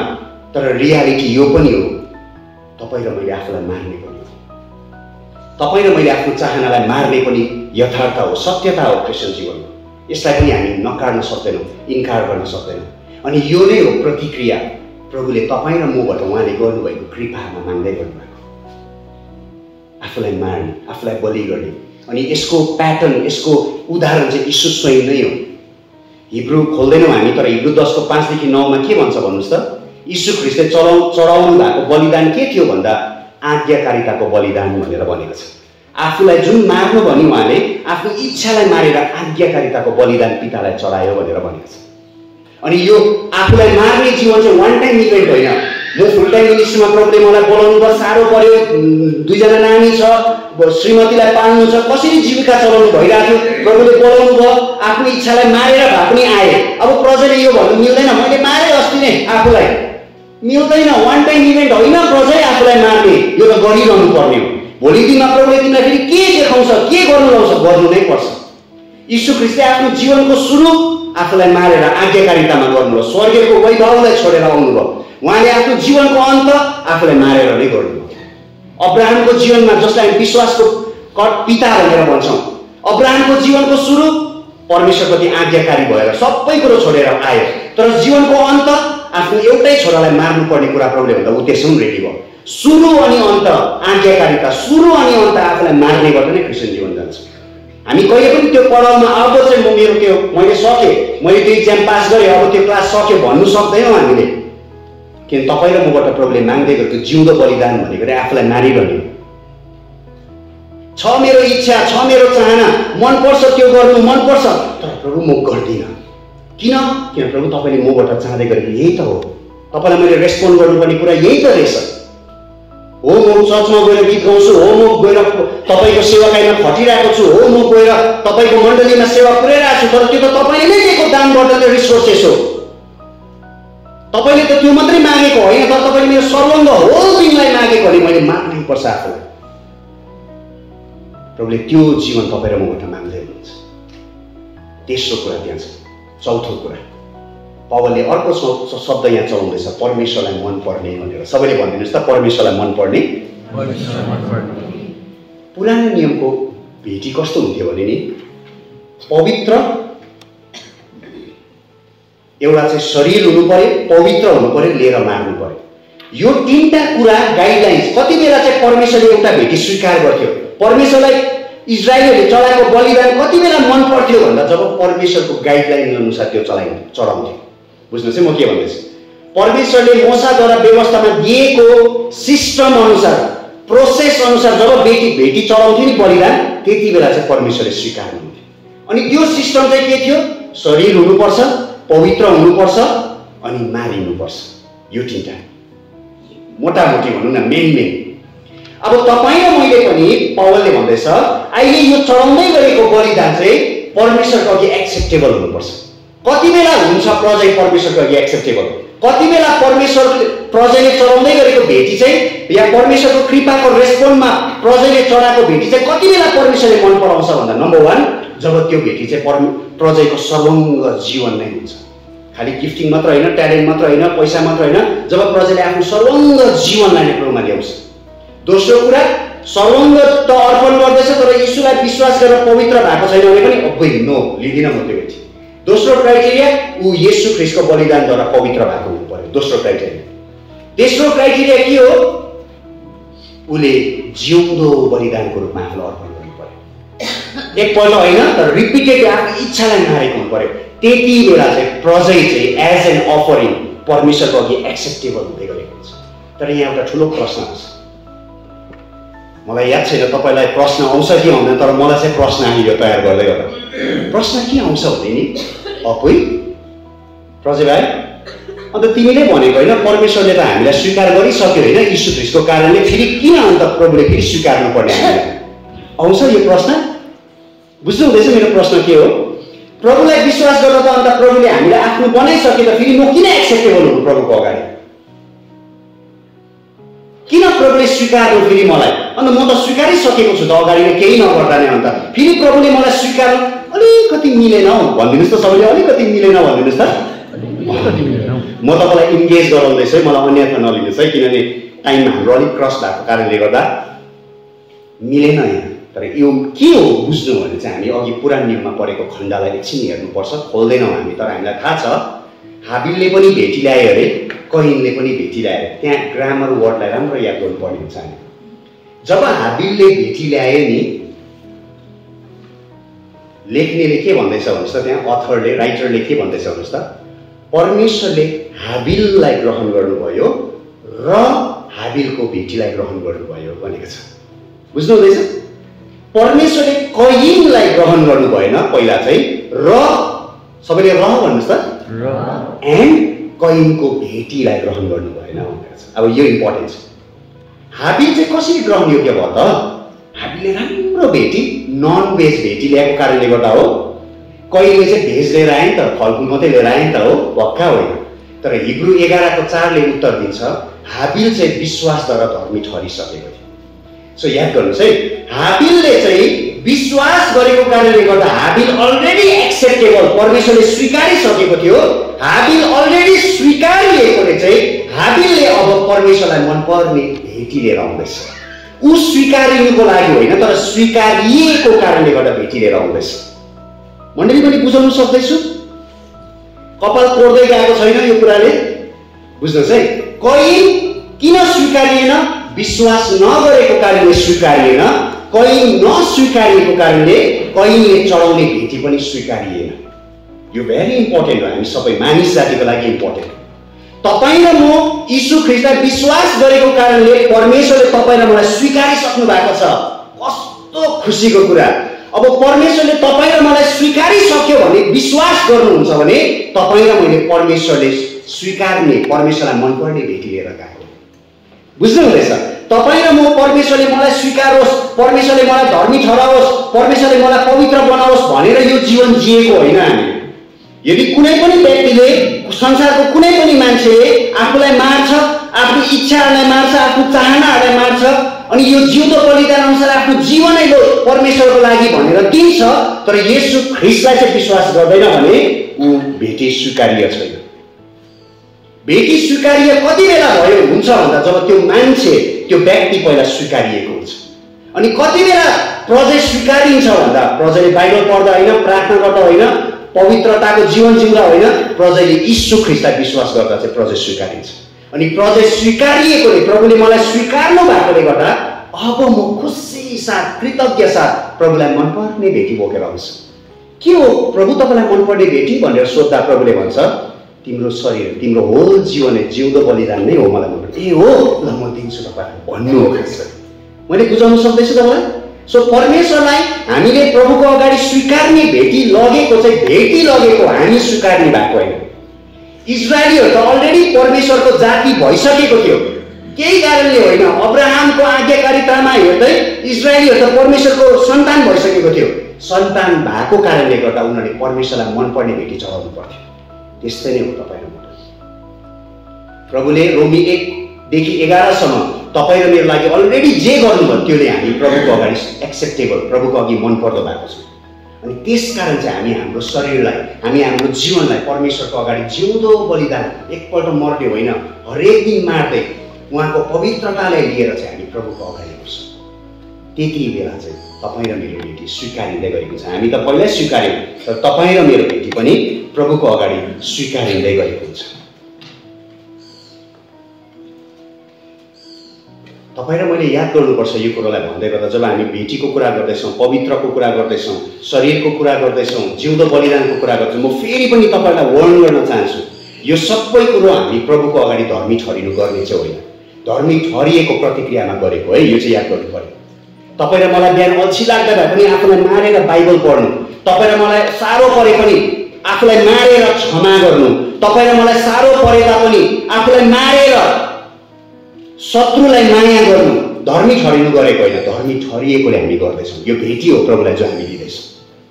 तर दोस्रो कुरा, कोही बेला तपाईँ र मलाई यस्तो पनि लाग्ला, यो त अलिक बेसी भयो पनि लाग्ला, यति साह्रो त नभन्नु नि हो प्रभु पनि लाग्ला, यहाँसम्म ठिकै छ कि यति चाहिँ बेसी भयो लाग्ला। तर पावलले अर्को शब्द चलाएको छ, यथोचित सेवाको रूपमा भनेर भनेको छ। इङ्ग्लिसमा चाहिँ रिजनेबल सर्भिस भनेर भनेको छ। अनि पावलले के भन्दैछ भन्नुहोस् त, प्रभुले तिम्रो लागि के गर्यो जब बुझ्छौ नि, यो तिमीले गर्ने तिमीलाई जति नै ठुलो लागे पनि यो चाहिँ रिजनेबल हो। रिजनेबल भनेको चाहिँ एकदमै क्यालकुलेट गरेको। गाडी किन्दैछु म सेकेन्ड ह्यान्ड, यो गाडी किन्दा यति लाख भन्दैछ, सबै क्यालकुलेट गरेर ठिकै हो भनेको जस्तो हो। यो जमिन किन्दैछु या घर किन्दाखेरि क्यालकुलेट गरेर आवेशमा आएको होइन, अन्धभक्त भएको होइन। हामी धर्मको पछि अन्धभक्त लागेर हामी प्रभुको लागि जीवन दिएको होइन हामीले त्यस्तो। तर मजाले बसेर मजाले बुझ्दाखेरि यति जिउँदो बलिदान त ठिकै नै रहेछ भनेर बुझेर दिएको, यो चाहिँ बेसी त होइन रहेछ भनेर बुझेर दिएको यथोचित सेवा भनेको चाहिँ। प्रभुले पावलले अनि आज पवित्र आत्माले तपाईँ र मलाई भन्नुहुँदैछ कि प्रभुले तपाईँ र मबाट माग्दै गरेको प्रतिक्रिया चाहिँ यो नै हो, यो रिजनेबल हो। ठुलो लाग्ला हामीलाई तर रिजनेबल हो। अनि मेरो एन्करेजमेन्ट चाहिँ हो, हामी जसलाई पनि नि प्रभुको लागि मैले गर्दै गरेको ठुलो लाग्छ नि, त्यो यसकारण लागेको हो किनभने हामीलाई थाहा छैन प्रभुले मेरो लागि के गर्नुभयो। जति त्यो अवेरनेस हामीमा आउँदै जान्छ, हामीले त्यसको प्रतिक्रियामा प्रभुको लागि गर्ने हरेक कुरा नै कम्ती नै हो। अनि यो चाहिँ सिटी स्टर्ट भन्ने ब्रिटिस एथलिटले यसरी भनेको छ, यदि प्रभु यीशु परमेश्वर भइकन यो संसारमा आउनुभयो र हाम्रो लागि क्रिमिनलको मृत्यु मर्नुभयो भने हामीले उहाँको लागि गर्ने कुनै पनि कुरो ठुलो होइन भनेको छ। हामीलाई तब ठुलो लाग्छ जब हामीलाई थाहा छैन उहाँले के गर्नुभयो, त्यति बेला चाहिँ हामीले गरेको कुरो ठुलो लाग्छ। यसैले पावलले भन्दैछ, यसकारण परमेश्वरको कृपाद्वारा म तिमीहरूलाई निवेदन गर्दछु प्याराकेलियो कि तिमीहरूको यथोचित सेवाको रूपमा, रिजनेबल सर्भिसको रूपमा आफ्नो आफ्नो शरीरलाई पवित्र, परमेश्वरलाई मनपर्ने जिउँदो बलिदान गरिदिएर। र आजको यो वचनलाई अन्त गर्दै गर्दा दुईवटा कुरा आज फादर्स डेको स्पेसलमा एप्लिकेसनको रूपमा, अनुप्रयोगको रूपमा आज हामी बाबुहरूलाई मात्र होइन तर हामी प्रत्येकलाई हो। तर आज फादर्स डे भएको कारणले गर्दा हामी जति पनि बाबुहरू यहाँ छौँ, फर्स्ट थिङ आजको वचनबाट प्रभुले तपाईँ र मसँग बोल्न चाहनु भएको, प्रभुले तपाईँ र मसँग कम्युनिकेट, र आज बाबुहरू तपाईँ र मलाई भन्न चाहँदै गएको हुनसक्छ। यहाँ कति बाबुहरू हुनुहुन्छ, तपाईँले आफ्नो परिवारलाई राम्रोसँग अगुवाई गर्ने कोसिस गरिरहनु भएको छ, तपाईँले मण्डलीको जिम्मेवारी राम्रोसँग निभाउने कोसिस गरिरहनु भएको छ। तपाईँ यहाँ कति बाबुहरू हुनुहुन्छ होला जसले आफ्नो काममा, आफ्नो समाजमा बेस्ट हुने कोसिस गरिरहनु भएको छ, तर भित्रभित्र थाक्नु पनि हुँदैछ, भित्रभित्रै टायर्ड अनि बर्नआउट हुने अवस्थामा पनि हुँदैछ भने यदि तपाईँ कोही बाबुहरू यस्तो हुनुहुन्छ भने तपाईँ, अब हामी बाबुहरूलाई त फेरि आइया भन्नु मन पर्दैन, हामी बाबुहरूलाई त रुनु पनि लाज लाग्छ, रुँदाखेरि पनि केही कामै बिगारेर ल्या भन्ने लाग्छ। एउटा कन्फरेन्समा हामी गएको थियौँ, अन्त बाबुहरूको हृदयको विषयमा कुरा हुँदै थियो। अनि मसँग एकजना दाजुले चाहिँ अगाडि ऊ दाजुलाई चाहिँ जाउँ न भनेर मसँग लगेको। अनि ऊ दाजुले चाहिँ मलाई अघिल्लो रात पनि मजा आएन हौ मजा आएन भनेर भन्नुहुँदै थियो। त्यस्तो भेटेकै छैन मजा आएन भनेर भन्नुहुँदै थियो। भरे भोलिपल्ट बाबुहरूको कुरा हुँदाखेरि यति साह्रो रुवाई भयो। म पनि अगाडि उभिएर गुवा रुँदैछु। तर मेरो रुवाई चाहिँ कति बेला चाहिँ हाँसोमा परिवर्तन भयो भन्दा अर्को दाजुको देख्दाखेरि जुन दाजुले चाहिँ हिजो केही भएको छैन भन्दै थियो उहाँ चाहिँ प्रभु प्रभु भनेर रुँदा मैले फोकस गर्दा भएको प्रभु मैले त्यहाँ हेर्नु हुँदैन त्यहाँ हेर्छु किन हिजो उसले भनेको कुरा याद आउँछ। तर जस्तै हामी बाबुहरू मजाले रुँदै थियौँ त्यति बेला यस्तो ठुलो ब्रेक थ्रु हामीले अनुभव गऱ्यौँ। हामी बाबुहरू केही नभएको जस्तो गरेर हिँड्छौँ ड्याङ्गे ठोकेर अरठै भए पनि आयाम नभनिकन हिँडेर कुनामा बसेर थाहा भन्ने मान्छेहरू हामी हौँ। अनि यदि यस्तै बाबुहरू यहाँ तपाईँ कोही हुनुहुन्छ भने प्रभुले आज तपाईँ र मलाई भन्नु चाहनुभएको वचनबाट पहिलो कुरा चाहिँ हो तपाईँ र मैले जे पनि गर्दैछौँ स्वीकृति पाउनुको लागि होइन स्वीकृति पाएको कारणले गर्नु फर्स्ट थिङ। अनि यो बाबुहरू मात्र होइन हामी सबै क्रिस्चियन्सहरूले नै हामी जे पनि प्रभुको लागि गर्छौँ नि हामी एक्सेप्टेन्स पाउनुको लागि होइन अप्रुभल पाउनुको लागि होइन एक्सेप्टेड भएको कारणले गर्दाखेरि गर्छौँ। म यसलाई बुझाउँछु है तपाईँलाई राम्रोसँग हेर्नुहोस् ल। कोही बेला तपाईँले हामीलाई थाहा हुँदैन हामी मण्डलीमा समाजमा घरमा सक्रियता देख्छौँ तर हामी सक्रिय किन छौँ भने हामीलाई यस्तो लाग्छ बाबुहरू यदि मैले यो गरिनँ भने मेरो इम्पोर्टेन्स हुँदैन मेरो महत्त्व मेरो सिग्निफिकेन्स मेरो उपयोगिता भनौँ म राम्रो व्यक्ति हुँ भन्ने कुरो चाहिँ म के गर्दैछु भनेर तान्ने गरेको हुन्छ हामी। यदि मैले गर्नुपर्ने कुराहरू मैले राम्रो गरिनँ ल्या म राम्रो होइन मलाई मान्छेले स्वीकार्ने मलाई प्रभुले स्वीकार्ने अनि म आफैले आफूलाई स्वीकार्ने कुरामा केमा झुन्डाएको हुन्छौँ हामी बाबुहरूले भन्दा म के गर्दैछु म झुन्डाएको हुन्छु। बाबुहरू तपाईँले ध्यानसँग सुन्नुहोस् यो हाम्रो सङ्घर्ष हो। हामीले घर मजाले बनायो सबै कुरो गरेर यस्तो गर्व लाग्छ अनि गर्व गर्ने कुरा पनि हो। तर प्रभुले आज भन्नुहुन्छ यो कुराहरू गरेर मानिसको अगाडि प्रभुको अगाडि अनि हाम्रै अगाडि पनि अप्रुभल राम्रो म इम्पोर्टेन्ट भन्ने कुरा चाहिँ यहाँबाट नटानौँ हामीले। 1960 मा नि ब्रिटिस मिसनरीहरूले एउटा कुरो याद गरे यो साँच्चीको घटना हो है। मेरो प्रार्थना छ मलाई थाहा छ यो जुन मुद्दा यो जुन विषयलाई म बोल्दैछु यो छोटो समयमा म यसलाई स्पष्ट पार्न सक्दिनँ किन यो गहिरो विषय हो हामी बाबुहरूले जुझ्ने अनि हामी प्रत्येक क्रिस्चियनले नै जुझ्ने हो खासमा। तर मेरो प्रार्थना छ पवित्र आत्माले यो थोरै तपाईँमा आएको जानकारीले अवेरनेसले सचेतपनाले तपाईँभित्र नै काम गरून् भन्ने मेरो प्रार्थना हो। तर म मेरो साइडबाट कोसिस गर्दैछु यसको गहिराईलाई बुझाउनुको लागि। 1960 मा ब्रिटिस मिसन ग्रुपले नि उनीहरूको मिसनरीहरूलाई राम्रो याद गर्दा एउटा कुरो अब्जर्भ गरेछ।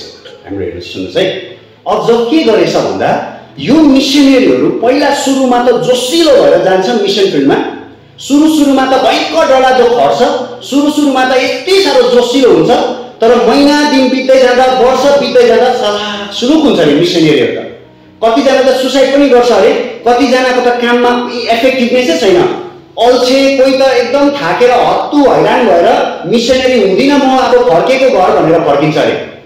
अनि त्यति बेला चाहिँ यो मिसन ग्रुपले चाहिँ ब्रिटिस मिसन ग्रुपले साइकोलोजिस्ट एउटा काउन्सिलरलाई चाहिँ डाक्टर फ्र्याङ्क भन्ने काउन्सिलरलाई चाहिँ हेल्प मागेछ। डाक्टर काउन्सिलर हेल्प गरिदिनुहोस् न हाम्रो मिसनरीहरू त के भयो सुरुमा यस्तो जोसिएको हुन्छ महिना दिनमा त भाग्लो त्यो हुरुरै गएर निदेको जस्तो हुन्छ भनेर भनेछ। आमाहरूले सोच्नु हुँदैछ होला हाम्रो बाबुहरू यस्तै त हुन्छ भनेर। अनि त्यति बेला यो डाक्टर फ्र्याङ्कले मिसनरीहरूसँग बसेर बात गरेछ। राम्रो सुन्नुहोस् है मिसनरीहरूसँग बसेर बात गरेर मिसनरीहरूलाई इन्टरभ्यू लिँदाखेरि के थाहा पाएछ भन्नुहोस् त। डाक्टर फ्र्याङ्क एउटा कन्क्लुजनमा आएछ यी मिसनरीहरू यसकारण छिटो थाक्दै रहेछ यी मिसनरीहरू यसकारण छिटो बर्न आउट भएर डिस्करेज हुँदै रहेछ किन यो मिसनरीहरूले मिसन फिल्डमा गर्दै गरेको कुरा चाहिँ उनीहरू कति महत्त्वपूर्ण छ भन्ने कुरो चाहिँ उनीहरूले गरेको कामबाट खोज्दै रहेछ भनेर बुझेछ। उनीहरूले मिसन फिल्डमा राम्रो गर्न सक्यो भने म राम्रो मिसनरी मिसन फिल्डमा रिजल्ट आएन मिसन फिल्डमा भनेको जस्तो भएन छ्या म हाउडे मिसनरी मान्छेले के भन्छ होला प्रभुले के भन्छ होला म त केही प्रभुको लागि गर्नै सकेन। उनीहरू कति इम्पोर्टेन्ट छ भन्ने कुरा उनीहरू कति बहुमूल्य छ भन्ने कुरा त उनीहरूले गरेको कामबाट पो तान्दै थियो रहेछ। अनि जब रिजल्ट आउँदै थियो सुरुमा खुसी तर जसै आत्मा जित्नु खोज्यो आत्मा जित्नु छोड्यो जसै रिजल्ट आउनु छोड्यो मिसनरीहरू डिस्करेज। अनि त्यति बेला डाक्टर फ्र्याङ्कले फेरि स्विजरल्यान्डको एउटा थियोलोजियन बर्लिन भन्ने थियोलोजियनसँग चाहिँ ब्रनर भन्ने थियोलोजियनसँग मिलेर के गर्नुपर्ने हो मिसनरीलाई सल्लाह गरेर हामी बाइबलमै हेरौँ न भनेर खोजेछ। अनि यीशु ख्रिस्ट जो चाहिँ खास हाम्रो लागि रोल मोडल हो यीशु ख्रिस्टबाट हेरौँ त भनेर खोज्दाखेरि के पाएछ भन्नुहोस् त उनीहरू अमेज भयो भनेको छ त्यो किताबले त्यो राइटिङमा आर्टिकलमा उनीहरू छक्कै पर्यो अरे। किन भन्दाखेरि यीशु ख्रिस्ट परमेश्वरको पुत्रलाई पनि परमेश्वरले घरिघरि भन्नुभयो अरे। के भन्नुहोस् त यिनी मेरो प्यारो पुत्र हो जससँग म खुसी छु भनेर। कति बेला बत्तिसमा हुनु अगाडि सेवाकाई केही नगरिकन सिङ्गाम भाँचेको छैन यीशु ख्रिस्टले, सेवाकाईको स पनि गरेको छैन, बत्तिसमा लिनु जाँदै गर्दा केही सेवाकाई सुरु भएको छैन। त्यति बेला माथिबाट स्वर्गबाट परमेश्वरले भन्नुभएछ, यसलाई म प्याराफ्रेजमा या रिडिङ बिट्विन द लाइन्स भन्छ, यसलाई म मेसेजमा भन्दैछ, यीशु मेरो पुत्र तिमीले केही सेवाकाई गरेको छैनौ, भूत पनि निकालेको छैनौ, बिमारी पनि जाति पारेको छैनौ, तर याद गर तिमीले केही नगर्दाखेरि तिमीसँग म खुसी छु। यीशु ख्रिस्टलाई यो संसारमा नि परमेश्वर पितालाई निडफुल लागेछ यीशुलाई घरिघरि रिमाइन्ड गराउनु, यीशु तिमीले केही नगर्दा पनि तिमी मेरो प्यारो पुत्र, तिमीले केही रिजल्ट नल्याउँदा पनि तिमी मेरो प्यारो पुत्र। त्यसको मतलब यीशुले केही नगर्ने होइन, प्यारो पुत्र हुनुको लागि गर्ने होइन, प्यारो पुत्र भएको कारणले गर्ने। तर फेरि बाइबल हेर्दै जाँदा यो थियोलोजियन र यो काउन्सिलरले के भेटेछ भन्नुहोस् त ट्रान्सफिगरेसन मत्ती 17 मा फेरि परमेश्वरले भनेछ कति बेला क्रुसमा मर्नु आँट्दाखेरि। अब त्यो पछि क्रुसमा क्रुसिफाई हुनुपर्ने कुरा छ, मर्नु भएको छैन प्रभु क्रुसमा, तर क्रुसमा नमरि नै आफ्नो जीवन अर्पण नगरी नै ट्रान्सफिगरेसनमा पत्रुस याकुब यूहन्नाले पनि त्यो कुरालाई सुनेको छ। के भने भन्दा यिनी मेरो प्यारो पुत्र हो जससँग म खुसी छु।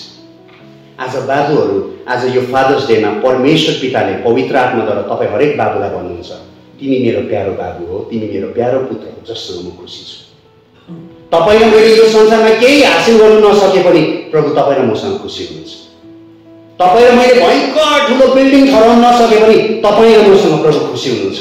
तपाईँ र म यसकारण हाम्रो परिवारलाई हेरचाह गर्छौँ, तपाईँ र म यसकारण परिवारलाई माया गर्छौँ, तपाईँ र म यसकारण परिवारको भलो चाहन्छौँ, तपाईँ र म यसकारण चर्चमा खट्छौँ। म इम्पोर्टेन्ट छु देखाउनुको लागि होइन, म कति इम्पोर्टेन्ट छु भन्ने कुरो त्यो कामबाट थाहा पाउनुको लागि होइन, यसकारण गर्छौँ किन अलरेडी हामी इम्पोर्टेन्ट हो। तपाईँ र मलाई प्रभुले अलरेडी नै तिमी स्वीकारिएको बाबुहरू हो भनिसक्नु भएको छ कि केही नगर्दाखेरि पनि। यसैले तपाईँ र मैले अब तान्ने चाहिँ त्यहाँबाट होइन। यदि तपाईँ बाबुहरू कोही डिस्करेज हुनुहुन्छ भने यो सत्यताले तपाईँलाई एन्करेज गरोस्। तपाईँको भ्याल्यु, तपाईँको महत्त्व तपाईँले के गर्नुभयोबाट आउँदैन, तपाईँले कसमाथि विश्वास गर्नुभयोबाट आउँछ। आज हामी होसियार हुनुपर्छ, हामी चर्च नै होसियार हुनुपर्छ। कि जेम्स ब्रायन स्मिथ भन्ने एकजना लिडरले यसरी उसको गवाई भनेको छ, म जब युथमा थिएँ म यति साह्रो एक्टिभ थिएँ चर्चमा भनेको छ। गुड बोय थियो, गुड बोय भनेको जस्तै चर्च पनि टाइममा जाने, वर्सिप गर्ने, चर्चको अगुवाहरूको पनि गुड बोय होइन, बाबु आमाको पनि केही नराम्रो कुरो नगरे। तर यस्तो बेला जेम्स ब्रायन स्मिथले लास्टमा के भन्छ, मैले यो सबै कुरो राम्रो गरिरहे तापनि मैले बादमा थाहा पाएँ मलाई त नि प्रदर्शनले पो के कुदाउँदै थियो रहेछ। मैले यो गरेँ भने एल्डर बोले राम्रो भन्छ, मैले यो गरेँ भने पास्टर बोले राम्रो भन्छ, मैले गरिनँ भने मलाई मान्छेले मन पराउँदैन, मैले गरिनँ भने मेरो महत्त्व मलाई मान्छेले इम्पोर्टेन्ट ठान्दैन भने पो कुदाउँदै थियो रहेछ। बाबुहरू यदि तपाईँ र म यसकारण कुद्दैछौँ, यदि जेम्स ब्रायन स्मिथलाई जस्तो तपाईँ र मलाई पनि प्रदर्शनले कुदाउँदैछ भने मान्छेले मैले यो गरेँ भने चाहिँ मान्छेको अघि म इज्जत पाउँछु, मैले यो गरेँ भने मान्छेले मलाई राम्रो भन्छ भने कुदाउँदैछ भने हामी थाक्छौँ छिटै, हामी हत्तु हुन्छौँ। किन जुन व्यक्तिले आज राम्रो भन्छ भोलि दिनमा सानो कुरामा नराम्रो भन्न सक्ला, तर जुन जोसमा आज हामी काम गर्दैछौँ अबको केही वर्ष बाद गर्नु नसक्ला त्यो जोसमा। त्यति बेला के, त्यसले गर्दा तपाईँ र मेरो महत्त्व चाहिँ तपाईँ र म के गर्छुबाट नतान्नु। प्रभुले आज पवित्र आत्माले यो वचनबाट भन्नुहुन्छ, जसरी तपाईँ र मैले प्रभुको लागि गर्ने बलिदान चाहिँ प्रभुको अगाडि मनपर्दो हुनु होइन। बाबुहरू तपाईँ र मैले गर्ने हरेक बाबुको असल जिम्मेवारीहरू मान्छेको अगाडि स्वीकार्य हुनुको लागि मान्छेले स्वीकारोस्, परमेश्वरले स्वीकारोस्, अनि आफैले आफूलाई स्वीकारौँ भनेर नहोस्, त्यहाँबाट तपाईँ र म तान्ने होइन। पहिलो कुरा। दोस्रो अनि अन्तिम कुरा भनेर म सकिरहेको छु। माइक ब्रिनले यही कुरालाई अलिकति कन्टिन्यू गर्दा माइक ब्रिनले यसरी भन्छ, शक्तिशाली क्रिस्चियनहरू नि लामो फास्टिङ बस्ने क्रिस्चियनहरू, पुरा बाइबल पढ्ने क्रिस्चियनहरू होइन भनेको छ। मलाई पनि फर्स्टमा डर लाग्यो यो सुन्दा, तर उसले भन्छ शक्तिशाली क्रिस्चियनहरू चिनारीमा बलियो हुने क्रिस्चियनहरू हो भनेको छ। ऊ प्रभुमा को भनेर जसले चाहिँ बलियो गरी पक्रेको छ नि, ऊ शक्तिशाली क्रिस्चियन हो भनेको छ।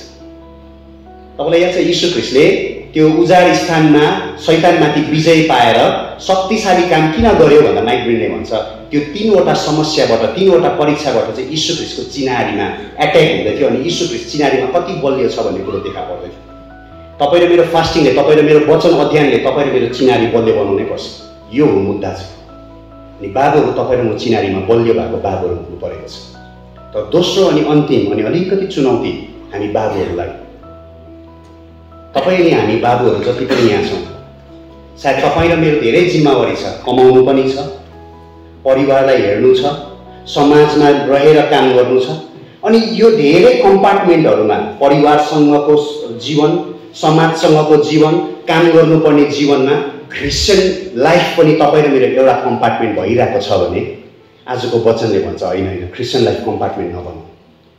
तपाईँ र मबाट प्रभुले चाहनु भएको चाहिँ सबै गर्ने हो अनि प्रभुलाई अलिअलि खुसी पार्ने हो, सेवा गरेर प्रोग्रामहरू भएकोमा पैसा दिएर खुसी पार्ने हो भनेर सोच्नु हुँदैछ भने बाबुहरू, आजको दिन पवित्र आत्माले भन्नुहुन्छ होइन होइन, प्रभुलाई त सबै नै चाहिएको सर्वङ्ग जीवन।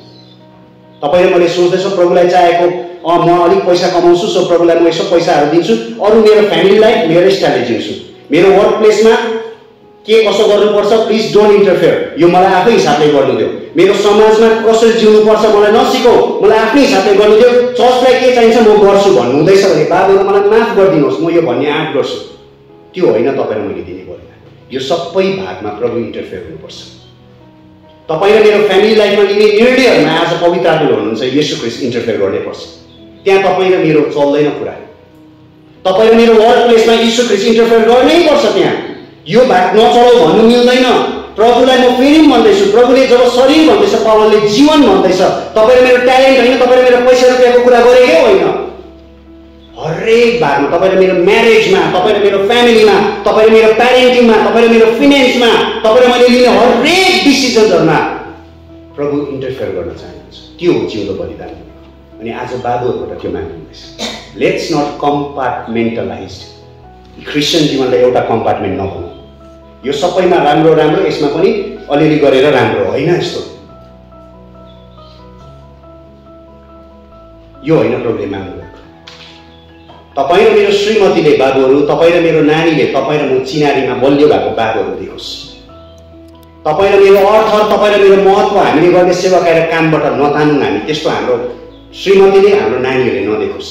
हाम्रो श्रीमती र हाम्रो नानीहरूले हामी बाबुहरूमा यस्तो देखोस् कि मेरो बाबु, मेरो श्रीमान यति साह्रो प्रभुको चिनारीमा बलियो छ। उसलाई मानिसले जेसुकै भन्दा पनि प्रभुमा ऊ को होमा ऊ खुसी हुनसक्छ। उसलाई वरिपरिको समाजले जे भन्दा पनि प्रभुमा ऊ को होमा ऊ खुसी हुनसक्छ। उसले दाउदले जस्तै भन्नु सक्छ, परमप्रभु मेरो गोठाला हो, यो चिनारीमा म सन्तुष्ट छु, मलाई केही चाहिँदैन। मान्छेले मलाई राम्रो भन्छ, गुड, प्रेज गड। समाजले मलाई राम्रो भन्छ, प्रेज गड। तर त्यहाँबाट मेरो खुसी आउँदैन, त्यहाँबाट मेरो सन्तुष्टि आउँदैन। मेरो सन्तुष्टि म धर्मी ठरिएको, मेरो सन्तुष्टि म उहाँको छोरा हो, यहाँबाट आउँछ। अनि जसै हाम्रो नानीहरूले यो देख्छ नि, हाम्रो नानीहरू र हाम्रो श्रीमतीले पनि सन्तुष्टि प्रभुबाट पाउन सक्छ। नत्र भने हामी हाम्रो नानीहरूलाई, हाम्रो परिवारलाई रङ पिक्चर अफ गड देखाउँदै गरेको हुन्छौँ। हामी उनीहरूलाई अनइन्टेन्सनली के बताउँदैछौँ भने नि परमेश्वरदेखि राम्रो हुनु भने केही गर्नै पर्छ बुझाइरहेको हुन्छ। यो पिक्चर नदिउँ, हामी चिनारीमा बलियौँ। दोस्रो कुरा, हाम्रो नानीहरूले, हाम्रो श्रीमतीले, हाम्रो परिवारले तपाईँ र मेरो लागि क्रिस्चियन लाइफ चाहिँ एउटा कम्पार्टमेन्टमा जिउने जीवन भनेर नदेखोस् हाम्रो जीवनबाट। तर हरेक भागमा नै प्रभुले हस्तक्षेप गरेको देखोस्, हरेक निर्णयहरूमा प्रभुले हस्तक्षेप गरेको देखोस्। यो हो जिउँदो बलिदान प्रभुले मान्दै गर्नुभएको। आजको वचन सत्य गर्दा म हरेक बाबुहरूलाई प्रश्न गर्छु, तपाईँको जीवन रूपी गाडीमा प्रभु कहाँ हुनुहुन्छ? कहाँ राख्नु भएको छ प्रभुलाई? डिकीभित्र, पछाडि? जाने हो, कहाँ जानु मनपर्छ जाने हो, टायर पङ्क्चर भएपछि डिकी खोल्ने हो, प्रभु एकछिन निस्किनुहोस् त टायरको पङ्क्चर भयो भन्ने हो। भन्नुको त चाहिँ याद नगर्ने हो अरू बेला, तर साह्रो पर्दा मात्रै प्रार्थना गरौँ त, पास्टर बाबु प्रार्थना गरौँ त भन्ने हो। कि तपाईँ र मेरो लागि बाबुहरू, हामी बाबुहरूको लागि प्रभु तपाईँले भन्छ होइन त्यति साह्रो त गरेको छुइनँ हौ मैले, सेकेन्ड सिटमा चाहिँ छ भन्नुहुन्छ होला। सेकेन्ड सिटमा हुनु भने चाहिँ के भन्नुहोस् त, प्रभु यो जमिन किन्दैछु आशिष दिनुहोस् ल, प्रभु यो गर्दैछु आशिष दिनुहोस् ल, प्रभुलाई के मनपर्छ मन पर्दैन मतलब छैन, खालि आशिष मात्रै चाहिएको छ प्रभु। पास्टर मत्यासले भन्नुहुन्छ प्रभुलाई चौकीदार बनाउनु अरे क्या, बिहानै उठ्नु अरे, प्रभु दिनभरि रक्षा गर्नुहोस् ल यी लट्ठी भनेर दिनु अरे, बेलुका फेरि सुत्ने बेला प्रभु रातभरि रक्षा गर्नुहोस् त यी लट्ठी। चौकीदार सेकेन्ड सिटमा बसेर प्रभुको काम चाहिँ यी हात उठाउने मात्रै हो, आशिष दिने। तर कसैले यसरी भनेछ प्रभुलाई हाम्रो ड्राइभिङ सिटमा राखौँ भनेर भनेछ। प्रभुले जहाँ पनि लानुहुन्छ, हरेक भाग, मेरो वर्क प्लेसमा, मेरो म्यारेजमा, मेरो फ्यामिलीमा, मेरो सोसाइटीको सँगको सम्बन्धमा, एभ्रिथिङमा प्रभुले इन्टरफेयर गर्नुहुन्छ। एभ्री डिसिजन्सहरूमा प्रभुले इन्टरफेयर गर्नुहुन्छ। म प्रभुलाई सोध्छु, प्रभुको इच्छामा हिँड्न चाहन्छु, आफूलाई मार्छु त्यसमा। यो बाबुहरू प्रभुले इफिसियस स्वरमा खडा गर्न चाहनुहुन्छ। तपाईँले अहिलेसम्म मण्डलीको लागि खट्नु हुँदैछ होला, म साँच्चै नै एप्रिसिएट गर्छु। कन्टिन्यू गर्नुहोस्। समाजमा तपाईँको राम्रो इज्जत र नाम छ होला, प्रभुलाई महिमा होस्, प्रभु खुसी हुनुहुन्छ। तर यतिमा मात्रै यही हो क्रिस्चियन जीवन चाहिँ नभनौँ, किनभने प्रभुले सर्वङ्ग माग्नुहुँदैछ। तर यतिबाट नै सन्तुष्टि चाहिँ नतानौँ, समाजमा चर्चमा राम्रो छ र सन्तुष्टि नतानौँ, तपाईँ र मेरो सन्तुष्टि प्रभुबाट होस्। यो चिनारीमा बोल्दै भएको बाबु हो। अनि अन्तमा यो वचनलाई सधैँ गर्दा फेरि पनि म क्वेसन मार्क भनौँ या तीनटा डट डट डटमा सक्न चाहन्छु। यो बाहिरी जुन हामी प्रतिक्रिया दिँदैछौँ, यो बाहिरी प्रतिक्रिया चाहिँ नि भित्र नबदलिकन दिनु सक्दैनौँ। फेरि त्यहाँ अर्को ठुलो प्रश्न छ नि। यसैले पावलले दोस्रो पदमा चाहिँ भन्छ मनको परिवर्तनले नयाँ हो भनेको छ। तपाईँ र मैले चढाउने जिउँदो बलिदान चाहिँ नि तपाईँ र मेरो बाहिरी प्रतिक्रिया हो। यो वचन मैले सुरु गरेको होइन, यो अर्को वचनको तपाईँलाई जिस्ट मात्रै बताएको। तर यो बाहिरी परिवर्तन हुनु हो भने प्रोजेक्ट चाहिँ पहिला भित्र परिवर्तन हुनुपर्छ। आउटवर्ड रेस्पोन्डको लागि चाहिँ पहिला भित्र ट्रान्सफर्मेसन हुनुपर्छ, नभए सक्दैन प्रोजेक्ट। प्रोजेक्टको भित्र नै चेन्ज भएको छैन भने प्रोजेक्टले बाहिर जतिसुकै जिउँदो बलिदान हुनु सक्दैन। प्रोजेक्टले दिनु, प्रोजेक्ट बाहिर जिउँदो बलिदान दिनु चाहन्छ भने प्रोजेक्ट भित्र ट्रान्सफर्म हुनुपर्छ। त्यसरी पावलले भन्छ मनको परिवर्तनले नयाँ। त्यो कुनै समय फेरि हामी बात गर्न सक्छौँ। तर अहिलेलाई भने प्रभुले हामी फादर्स डेमा बाबु तपाईँ र मेरो लागि जे पनि पवित्र आत्माले बोल्दै हुनुहुन्छ, हामी संवेदनशील हौँ, आज्ञाकारी हौँ। आउनुहोस् हामी आफ्ना आँखालाई बन्द गरौँ।